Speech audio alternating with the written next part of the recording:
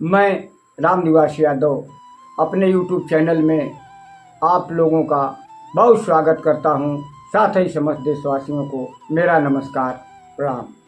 तो चलिए मैं आज पुनः आप लोगों को दिल्ली की सैर कराता हूं। दिल्ली में जब चांदनी चौक से पहले दिल्ली गेट मेट्रो स्टेशन पर आप उतरेंगे और केवल 5 मिनट चलने पर एक गेट दिखाई देगा जिसका नाम है दिल्ली गेट या दिल्ली दरवाजा। मैं जब घूमते हुए वहां पहुंचा मेरे दोस्तों, तो अपना शौक होने के कारण वहां रुका। सोचा कि इसका निर्माण काल कब हुआ है, तो 1540 ईस्वी में शेरशाह सूरी ने इसका निर्माण कराया। देखिए, इसको खूनी दरवाजा भी या भूतहा दरवाजा भी कहते हैं। आखिर खूनी दरवाजा कहने का तात्पर्य क्या हुआ, मतलब क्या हुआ, कैसे ये नाम पड़ा? तो देखिए, अब्दुल रहीम खान खाना जो अकबर के नवरत्नों में से एक थे और आज भी रहीम कवि के दोहे हम लोग पढ़ते हैं, बच्चे पढ़ते हैं, पढ़ाया जाता है।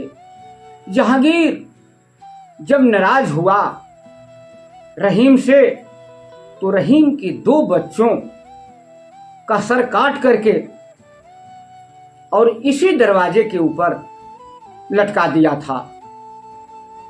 मैं यही सोच रहा था, तब तक मुझे आभास हुआ कि दारा शिकोह की आत्मा मुझे बता रही है, यात्री क्या सोच रहे हो, मैं दारा शिकोह हूं। जब लड़ाई लगी, मेरा ही छोटा भाई औरंगजेब मुझे कैद करके और जेल खाने में मेरे बेटे के साथ मुझे भी डाल दिया था। गुलाम नजीर को मेरी हत्या का काम सौंपा था। गुलाम नजीर अपने साथियों के साथ मेरे पास पहुंचता है। मेरा बेटा मुझे देख करके तड़पता रह गया और जबरदस्ती मुझे खींच करके मेरी गर्दन को काट दिया गया और उस गर्दन को मेरा ही छोटा भाई ला करके इसी दरवाजे पर 3 दिन तक टांगा। दिल्ली की जनता त्राह त्राह त्राह करने लगी, रो रही थी, लेकिन औरंगजेब को न दया आनी थी और न दया आई।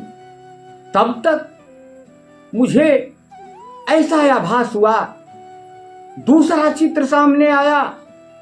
बहादुर शाह जफर, 1857 की क्रांति के नायक बहादुर शाह जफर। यात्री देखो, मैं बहादुर शाह जफर हूं। ध्यान से देखो, बूढ़े बादशाह की आवाज रह रह कर आ रही थी। 22 सितंबर 1857 को मेजर हडसन ने, अंग्रेज अधिकारी, मेरे 2 बेटों मिर्जा मुगल और किज्र सुल्तान तथा मेरे नाती अबू बकर को यहीं पर मारा था। ये भी एक कहानी है। हुमायूं के मकबरे में तीनों साहबजादे छिपे हुए थे। हडसन कहता है कि जान बकस देंगे अगर समर्पण कर दोगे तो। समर्पण कर देते हैं। बैलगाड़ी पर लेकर के चलता है लाल किले के तरफ और दिल्ली की जनता सड़कों पर उमड़ पड़ी। आगे चलना मुश्किल हो गया। इसी दरवाजे के सामने हडसन खड़ा करके मेरे बेटे और पोते को नंगा करके ऊपर का कपड़ा जो है निकलवा करके और बेड़ी बेरहमी से अपने साथी की कार्बाइन लेकर मेरे बेटों को सीने में गोली मार दिया और लाश उठवा करके आगे कोतवाली पर रख दिया। बड़ा कारुणिक दृश्य है। इसको देख करके सारा मंजर मेरे सामने आ गया। तब तक कई ओर से आवाज आने लगी, मुझे देखो, मुझे देखो, मुझे देखो। आखिर ये लोग कौन थे? कौन हो तुम लोग?